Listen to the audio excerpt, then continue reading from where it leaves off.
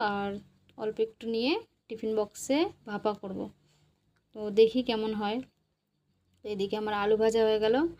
তো তারপরে শুকনো লঙ্কা তেজপাতা এগুলো ফোড়ন দিচ্ছি, দিয়ে এবার সব কিছু তো ম্যারিনেট করা আছে, তো সেই জন্য আর কিছু ভাজা করব না।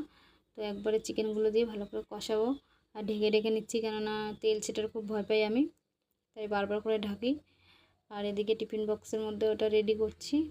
4-5 পিস নিয়েছি, বেশি নিইনি, কেননা যদি নষ্ট হয়, জিনিসটা যদি ভালো না হয়, তাই প্রথমবারে বেশি রিস্ক নিচ্ছি না, অল্প নিয়েই করছি।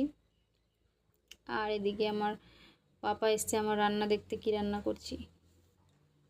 ও বেশিরভাগ টাইমে এমন করে, যখনই আমি রান্না করি আমার মানে রান্নাঘরে এসে ও আমার পেছনে বসে বসে কথা বলতে থাকে আমার সাথে। আমার বাড়িতে আজকে চিকেন রান্না হয়েছে, আসো খেয়ে নাও বাড়িতে এসে। আমাকে দেব তাড়াতাড়ি চিকেন রান্না